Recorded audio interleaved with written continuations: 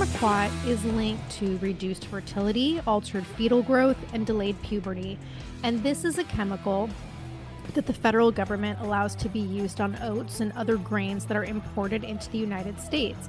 Fluoride in our drinking water is a neurotoxin. I'm Stephanie Keith. And I am Tara Manjekovic. And we are unapologetically outspoken. Hello, everybody. Happy Monday. So today we are going to talk about something that Stephanie and I have talked about quite a bit off the podcast, and we've touched on it in a couple episodes, but today we're talking about toxic shit in our food and water. And I saw this article in American Military News, and it was from last Thursday. And it was RFK Jr. warning about how Americans are being mass poisoned by processed foods and chemicals. And he believes there's a chronic disease epidemic in the United States. And frankly, I 100% agree with that. And this is not the first time that he's been outspoken about this issue. So I want to play a quick clip from an interview that he did with Joe Rogan last July. In 93, somebody figured out a way that there was certain bacteria that glyphosate would not kill. And they said we could take a gene out of that bacteria and put it into a corn seed and develop a corn that cannot be killed by glyphosate. So they developed Roundup Ready corn. And that corn, you can pour glyphosate all over it and it will do nothing to it. So now you could fire all of those workers who were expensive, and you hire one airplane and they fly over the fields. They saturate the entire landscape with glyphosate. Everything dies except the Roundup Ready corn. And within a couple of years, Roundup Ready corn was now 90% of the corn, 95% of the corn in the United States is now Roundup Ready corn. So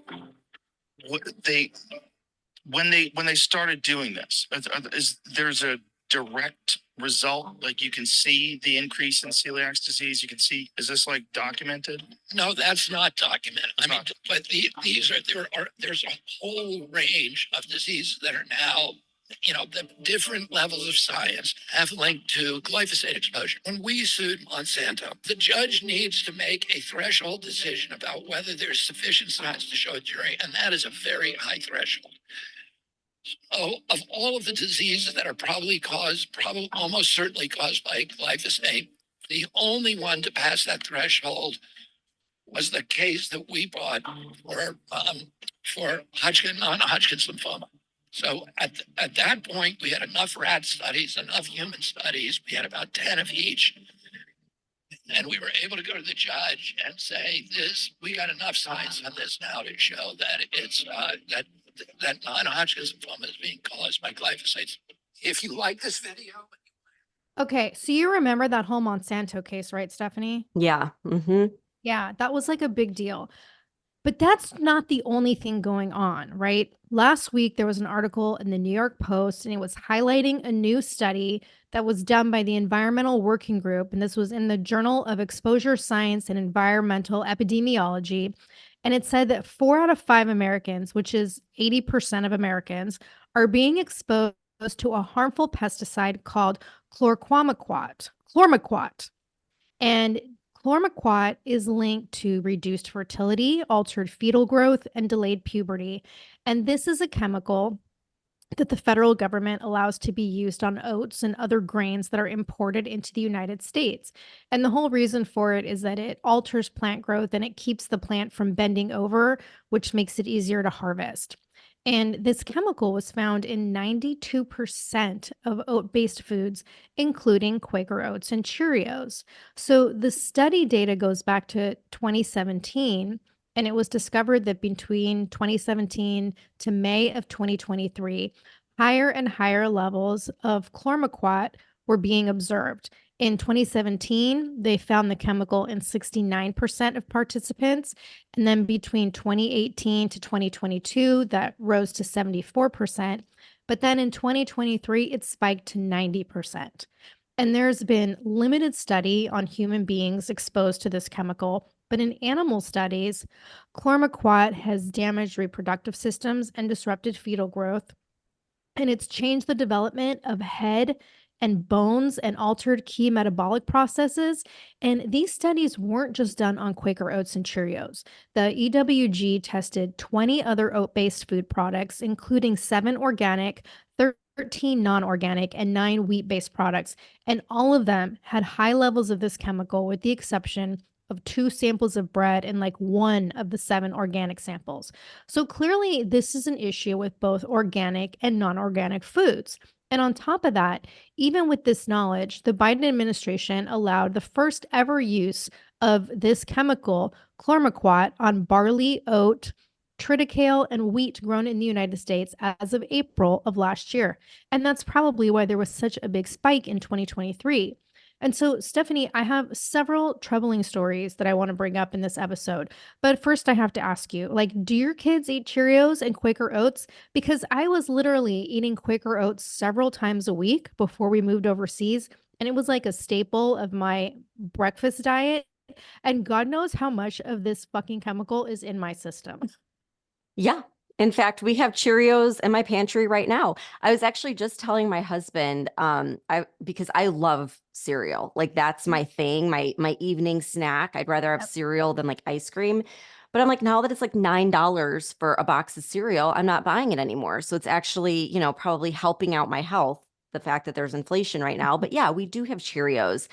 And I feel like anything that comes in a box these days is poison.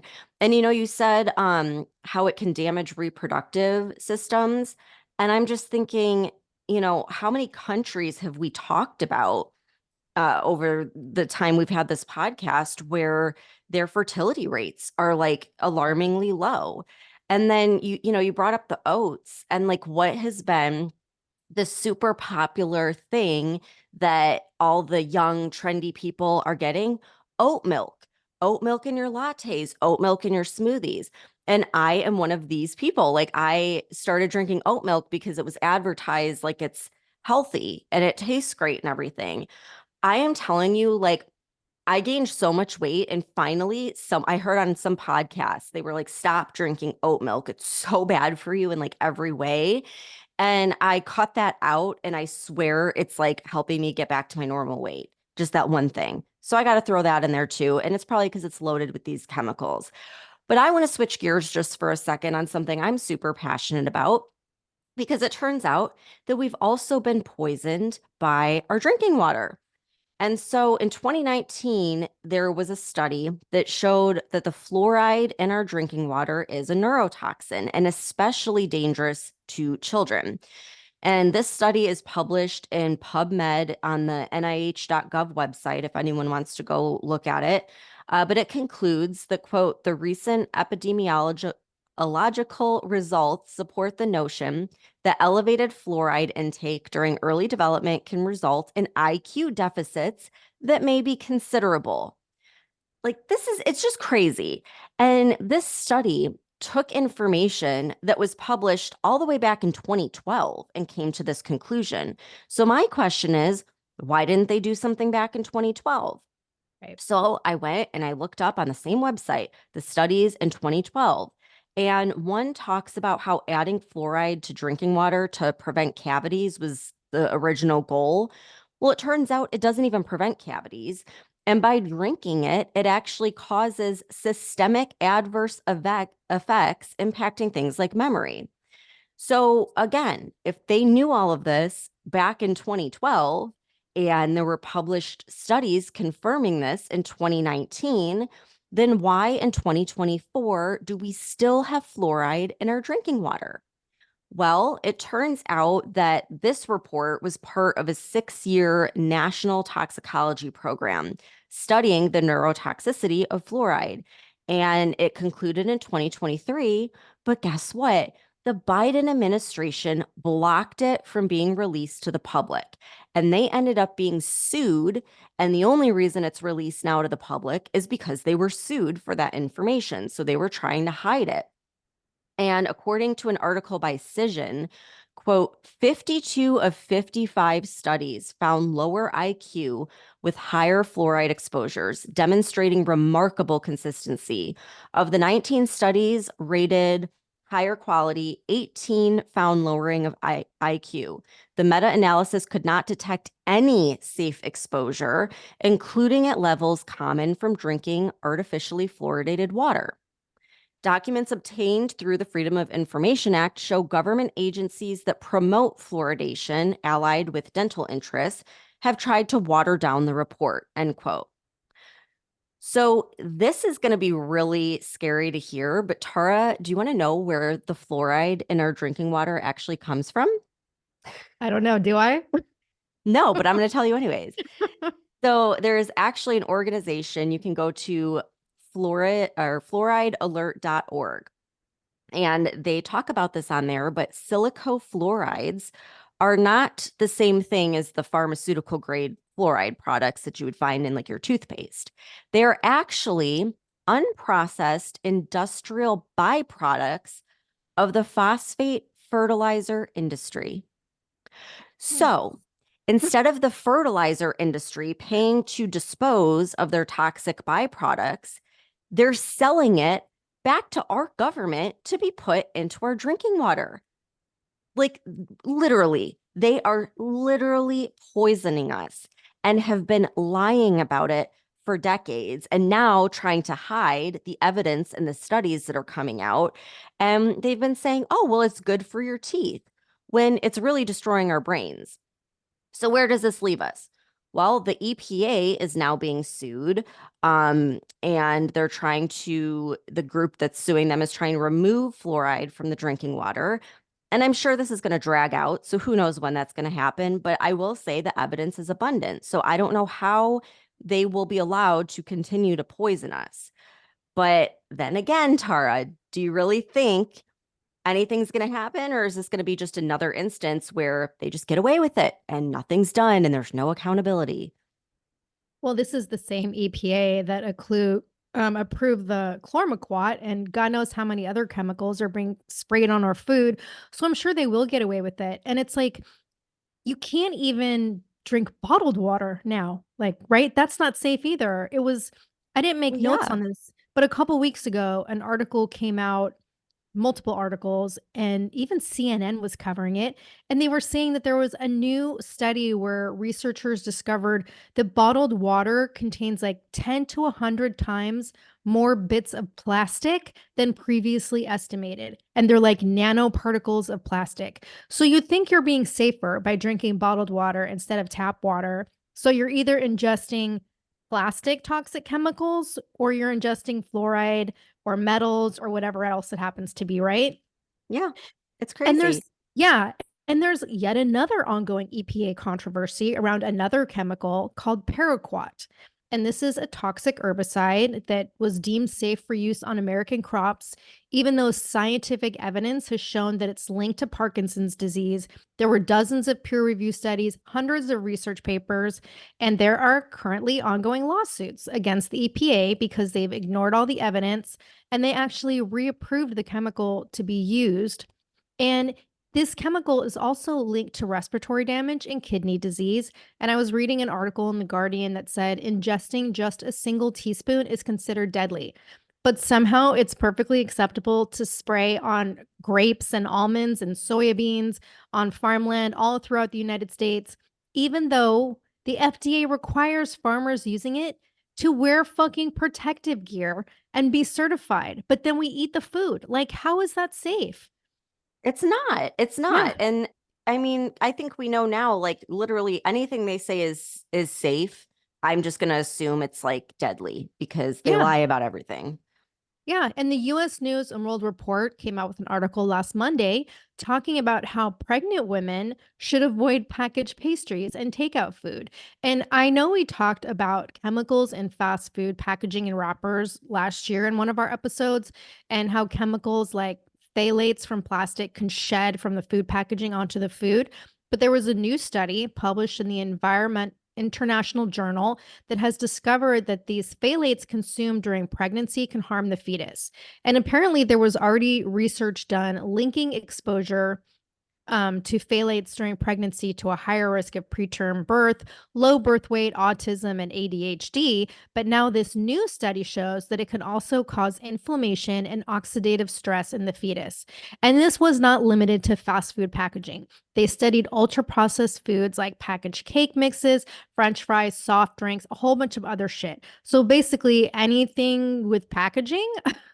Well, that's the thing though, because it's not just things with packaging, because it's like even with fruits and vegetables and stuff, you have to like fully do research and you have to buy, organic, non-GMO produce. But then again, just because it's in the label that it's organic or non-GMO doesn't necessarily mean that it's truly organic or non-GMO. So it's like, I Right. feel like we just can't win. And like they're determined to keep us fat and sick because, they make so much money off of it. Yeah. And like if that's not enough, like if you are pregnant and now you have to worry about your food packaging, apparently when your kid's born, you have to worry about toxic metals in their baby food because once again, the FDA is in the spotlight and under pressure by a coalition of attorney generals from various states who are calling on the FDA to take action to protect children from lead and other toxic metals that they're finding in baby food. There's 20 states involved in this: Colorado, Connecticut, Delaware, Hawaii, Illinois, Maine, Maryland, Massachusetts, Minnesota, Nevada, New Jersey, New Mexico, New York, North Carolina, Oregon, Pennsylvania, Vermont, Washington, and Wisconsin. Attorney generals from these states all got together. They issued petitions to the FDA. This was back in October of 2021. It was ignored. They did another one in June of 2022. Again, not addressed, despite the fact that the CDC reported nearly 400 confirmed cases of lead poisoning linked to specific baby foods. It was Wanna like Wanna Banana, I guess, Wanna Schnucks, and Weiss brand, and these are like cinnamon applesauce pouches. And according to an article I read in CBS Detroit, the only required action level test for metal in baby food is for arsenic in baby rice cereal. And currently, manufacturers, they get to choose whether or not they test their baby products for metals. Like, that's fucking insane. And back in April of 2021, the FDA had set dates for reaching like action level testing in baby foods, but then they mysteriously removed the information from their website. Like, why wouldn't they want this testing to be done? And really, we're going to let the manufacturers choose. I mean, obviously, they're going to choose not to test it. Like, how ridiculous. And I mean, baby food is just one of the many things targeting children that's just pure poison. So I was looking at just some of the things that are banned in Europe and Australia that we have in the US. So food dyes, that's like at the top of the list. So like red 49, red 4, yellow 5 and 6, they're linked to things like cancer, ADHD, and autism, and are banned basically everywhere but the US. And what do we do here? We put them in every single food that's targeted towards children. Yep. And then you have other kids' foods like Twinkies, Ritz crackers, Skittles, Mountain Dew, Fruit Loops, and milk that comes from cows that are given growth hormones that are also banned in pretty much every other country. And something else interesting, did you know that Putin banned all GMO foods in Russia? Mm-mm. They can't sell them, and it's like a big fine and violation if they do. Sure would be nice if anyone in our government cared about us that much to ban those things, but they don't. And another thing banned, and you talked a little bit about this with RFK, is US corn. They can't sell it in other countries. So just like the oats that you were talking about, it's toxic. I think you said the glyphosate or whatever it's called, glycophosphate. But it's not just the corn. And this is where it's like you have to really do your due diligence and research because it's everything made with the corn, like high fructose corn syrup. And by the way, that's another thing that you won't find in other countries. Yet here in the US, it's in everything. I mean, everything. So just about any sweet tasting food has it. Why do they have it? Because it's cheaper than sugar. So they use high fructose corn syrup, and especially the food targeted towards children, once again, because they know that it's addicting. And so the more they put it in it, the more people are going to crave it and the more money they make. And I would be here all day long if I listed all the banned foods. So you get the point, but those are like the big ones that just piss me off. If you can't tell from my voice, I get a little heated when it comes to my kids getting poisoned. Well, I want to mention a couple more because they're things I used to consume regularly, like Coffee Mate Creamer and Gatorade. Those are both banned in Europe. Coffee mate really surprised me. Mhm. Like, I Yeah, mean, who doesn't drink coffee mate? I mean, it's such a staple here. exactly. And it comes in all those different flavors. Hmm. They have like special holiday flavors, and then you think you're being healthy because you're consuming this creamer that has less calories, and you think you're being healthy drinking Gatorade because it has electrolytes, and it's nothing but complete shit. And then another thing banned here is Little Debbie snacks. And I don't eat those. I think they're gross. But my husband used to suck those things down like every day. And it's like I did enjoy a lot of other stuff though that's banned here, like Sara Lee and Entenmann's pastries. You can't get that shit here. But my point with all this is like the reason the FDA allows so many toxic additives is because, like I mentioned earlier, with the toxic metals in baby food, they have this category called GRAS, GRAS, and it means generally recognized as safe. And this category is what allows companies to put unknown additives in American food products, even though we don't know the health risks of what they are. And I'm going to mention a few of these things. Titanium oxide is a whitening agent that gets put in candy, like the candy you mentioned before, like Skittles, Starburst, Sour Patch Kids, Jello. And this shit is categorized by the International Agency for Research on Cancer as a group 2B carcinogen, and it has a potential risk to humans if you inhale it. What do you do every time you open a box of Jello powder? Like you're inhaling the powder, the sugar shit on the Skittles. You're inhaling that shit. And then there's azitocarbonamide. I hope I said that correctly. Good job. Thank you. I'm trying. We put that in our flour as a bleaching agent, but when it decomposes, it generates urethane, which again, another potential carcinogen. We have propylparaben, another GRAS approved classification that's been prohibited in Europe since the early 2000s because it has negative effects on fertility, endocrine system function, and reproduction health. Still approved in the US. And then you mentioned the milk that comes from cows giving growth hormones. Well, like these RBST and RBGH growth hormones have been banned in Europe since the fucking 1990s because of their connection with prostate, breast, and colorectal cancers. And like you said, the list goes on, but I'm pointing these out for a reason that I want to share towards the end of the podcast. Okay, I gotta say something because I can't stop thinking about it. You mentioned Little Debbie, and Mhm. my daughter like loves Little Debbie's, but she calls them Big Deborah's. So I just wanted to share that with everyone because like it's freaking hilarious. But okay, sorry, let's get serious again.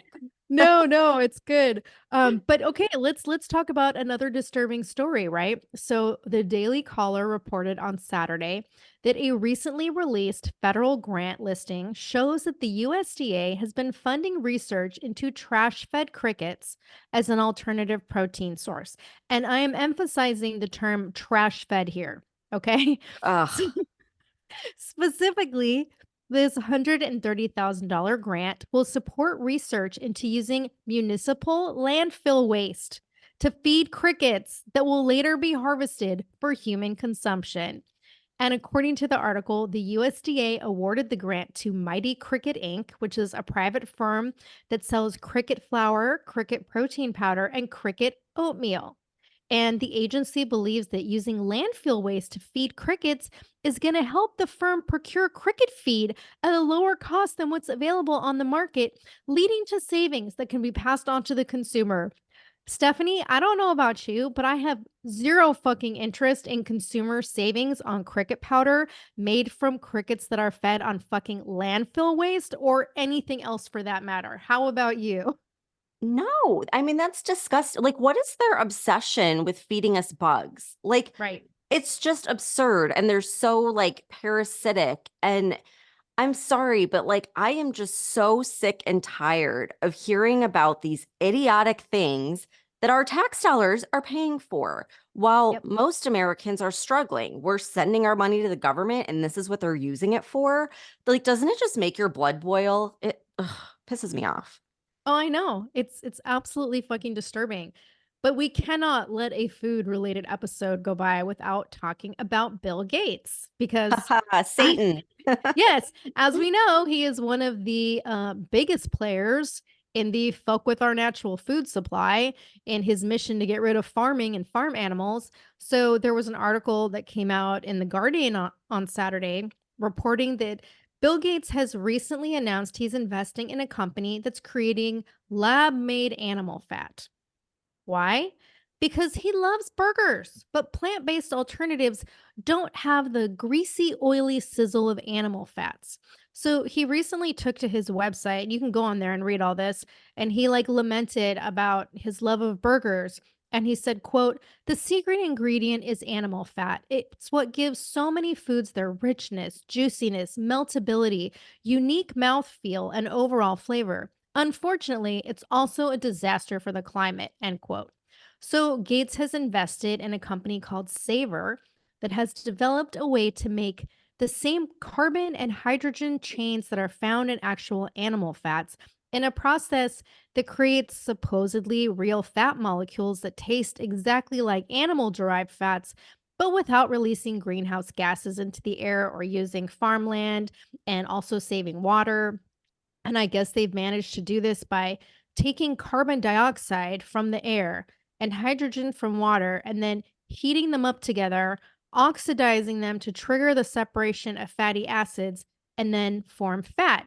And the article quotes Bill Gates as saying, quote, I've tasted Savor's products and I couldn't believe I wasn't eating real butter. The burger came close to, end quote. Again, Stephanie, why don't we just eat real fucking natural animal fat from animals the way God intended, as human beings have been doing for thousands of years? Yeah. Well, a couple things come to mind. Like, first of all, the amount of money that's gone into creating this fake animal fat, like, probably could have fed like all the hungry people in the world. Like, they probably could have like taught them how to, start their own farms and shit like that. The other thing you say about how like humans have been doing this for thousands of years, and like, remember back in our like human biology classes in school, and they would teach us about evolution and how long it would take for like one tiny mutation or genetic change to take form, like thousands, I don't even, maybe 100,000 years. I don't know, but it was a long time. And then you think about like how many things have been introduced to our diet just since the 50s that human beings have never been exposed to before. Like, there's no, how is our body even processing this? And so you think about all the disease we have. Well, maybe there's a root cause. Maybe it's all this shit that we're talking about. Right. There wasn't a rampant ADHD in the 50s. Like Right. you didn't have all these autistic kids in the 50s. Yep. Yeah.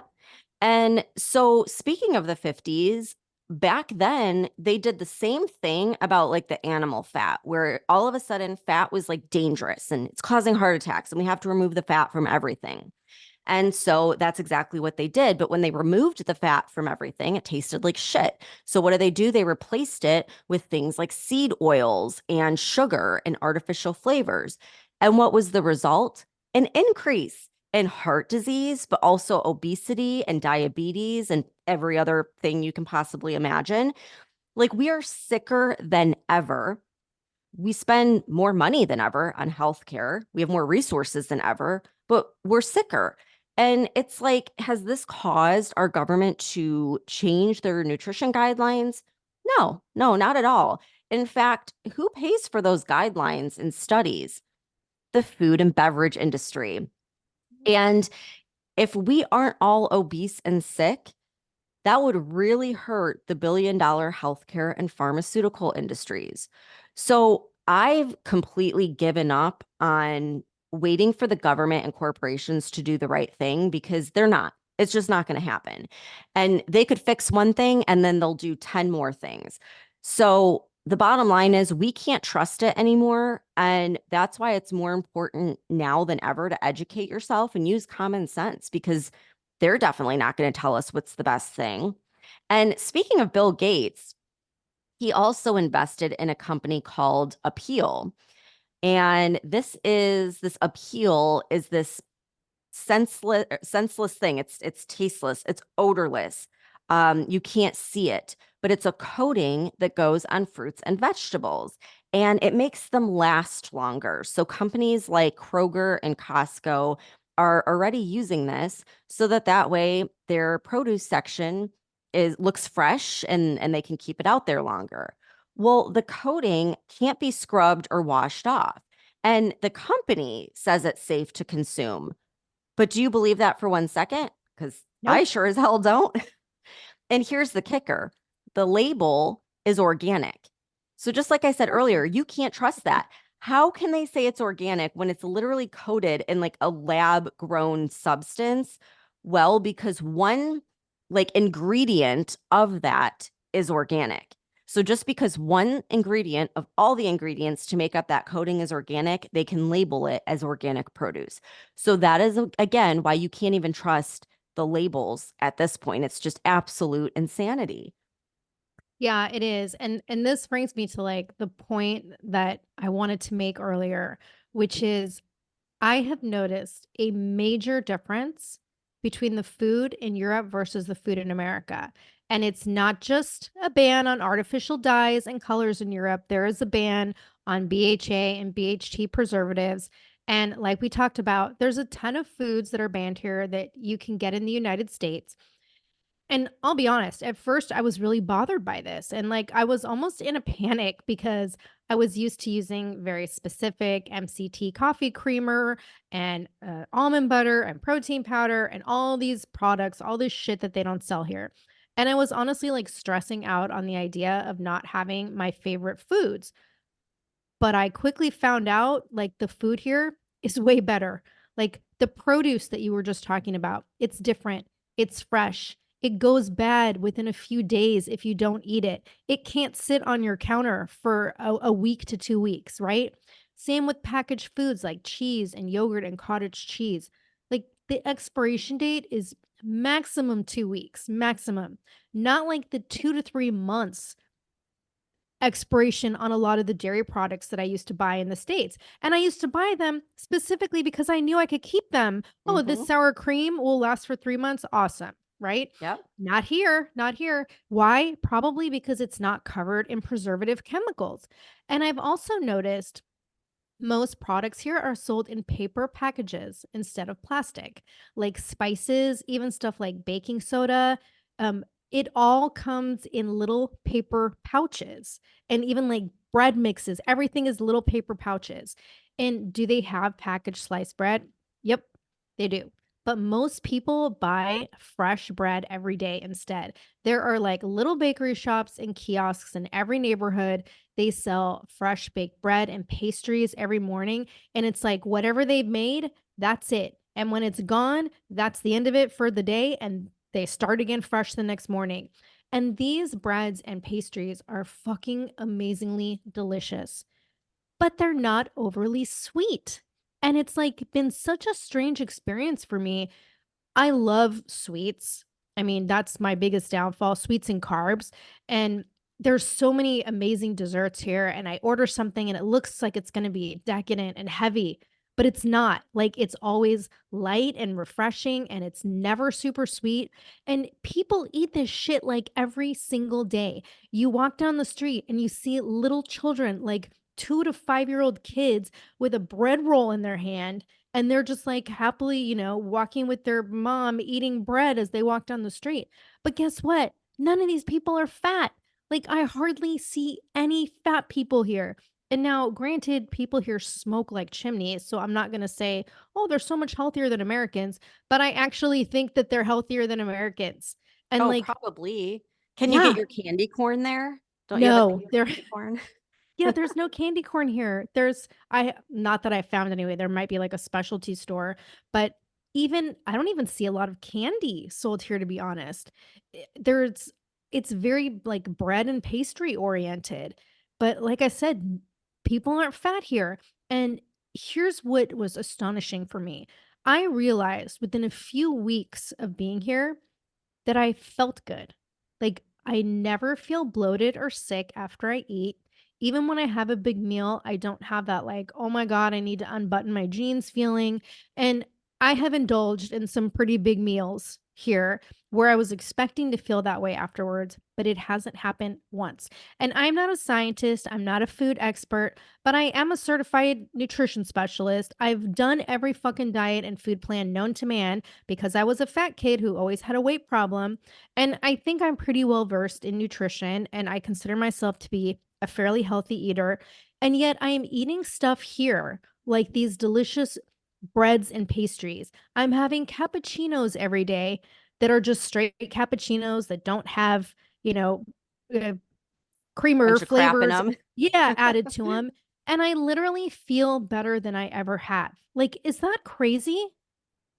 Yeah, no, I believe it. I believe it because you don't have all the chemicals, and all this shit is probably the real thing that's Mhm. causing all the problems and the obesity and the diabetes and everything else.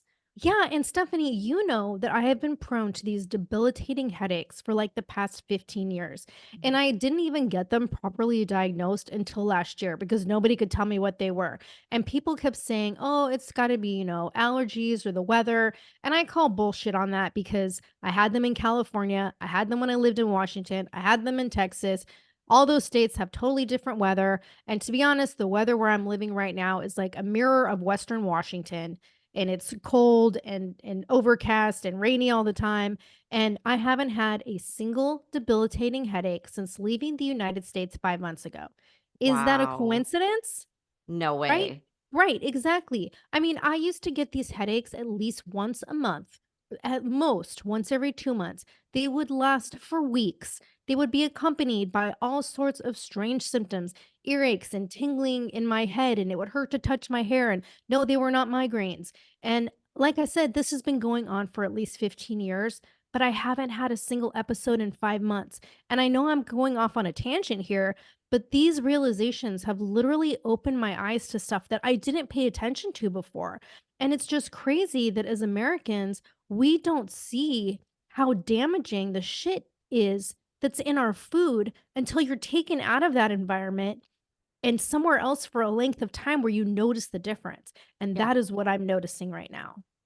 Yeah, my husband gets those headaches too, and he noticed that anything with these like heavy preservatives will trigger the headaches, which is Yeah. crazy because of course we thought it was the weather too and like things like that, but no, it was the preservatives. And I got to ask, okay, so first question, people walk a lot more there, right? Yes. Yeah, Yeah. so that's People another walk thing. everywhere. We Hmm. we take our car to go 2 blocks here rather than walking and getting fresh air and getting some exercise, you Yeah, I know? think I don't think I mentioned this on a podcast, but I'm pretty sure I told you. Like, it'd be in the middle of a blizzard. Like, it's a snowstorm, not a blizzard, but like a snowstorm. And you'd see moms out pushing baby strollers, and like the kids are all bundled up in these little sleeping bag things. But Mhm. like it doesn't stop people from just going out on a walk, you Yeah. know? They people walk everywhere. Yes, they take the bus and all that, but you can go out on any given day, and most people are on foot or they're riding bikes. People here ride, they rollerblade. They have these like ski things where it's like skis that you can use on the road. Oh my And gosh. people, yeah, it's actually kind of cool. But people here are super active. And Mhm. yes, the smoking is like a big thing. But like I said, I don't see fat people here. And you Yeah. have people that are a lot of elderly people here. They're walking everywhere. And I'm Mhm. sure that is, remnant of the communist culture when you didn't have access to a lot of things. But young people, old people, like it doesn't matter. Everyone here is active. Yeah. And then my other question is like, do you feel like your focus and like your mindset and your brain and everything's working better? Because, and the reason I ask that is because doing research for this episode, I noticed a common theme that whether it's the fluoride or the preservatives or anything, it's basically leading to memory loss, lack of focus, lack of concentration. And so my conspiracy brain is like, are they trying to basically make us like zombies that don't question anything? You know? Yeah. Yeah, I guarantee you they are. I have to say yes, but I don't know if that's a result of the fact that I'm not like stressed out in a job, like I was Yeah. before. So maybe that's why, but I feel better all the way around. I feel healthier. I feel more alert. Like it's just it's totally crazy, but I just feel overall healthier. And yet, like I said, I'm eating more stuff that I would have considered like bad, like the Right. breads and pastries and that I wasn't eating before. And I just don't feel shitty eating stuff here. Well, and that's why I feel like it's so important to do episodes like this because at the end of the day, the thing that we can do that actually could make a difference is voting with our dollars. And if we quit buying the shit like that has all these different chemicals and we start going for more natural, non-GMO things, shopping at local bakeries if you can even find one anymore and things like that, maybe possibly we could start shifting things here because companies are only going to keep doing this when they're profiting from it. But if enough people wake up, like look at how much has changed going to the grocery store now versus when we were kids, like they really are trying to put more healthier options and organic. So hopefully we can get back to just a normal point. But man, it's like we've got to do something. We're sicker than ever. Disease rates keep getting worse. And we're spending more money than we ever have on healthcare. So it should be the opposite. So hopefully, we start seeing some things changing. And I'm so grateful for people like RFK that have the balls to not only bring it to the public's attention, but to go and sue these companies and the government for this type of information. So I'm going to be tracking that EPA lawsuit because I am on it with this I'm like, which fluoridated one? Because water. there's like four There's of so them right many. now. I'm going to freaking track them all. We're going to let everyone know what happens. But in the meantime, start paying attention to what you're buying and quit buying the crap that is loaded so that they quit manufacturing it. Maybe they need a wake-up call. So sorry for an alarming episode, but hopefully it was very informative and educational because you know what? The government might be lying to us, but we can help each other out and learn the truth about this stuff and do better. So hopefully you enjoyed this. Have a great week, and we'll see you back here on Wednesday. Thanks for tuning in. If you're sick of all the crazy shit going on in our country and you want to express your support and patriotism for the show, head on over to our Etsy store at UO Patriot Chicks and check out our new stickers. The link can also be found on our website. If you love the show and you want exclusive episodes, support the podcast and join the conversation by becoming a member of our Patreon community. We'll be posting weekly member-only podcast episodes and content that isn't available on the weekly podcast. Every Patreon member will also get a free Unapologetically Outspoken sticker and updates about our new sticker release before they're made public. And be sure to follow us on TikTok at Unapologetically Outspoken. And if you haven't done so already, please rate and review the podcast. The more you support us, the more people we can reach. So help us spread the word.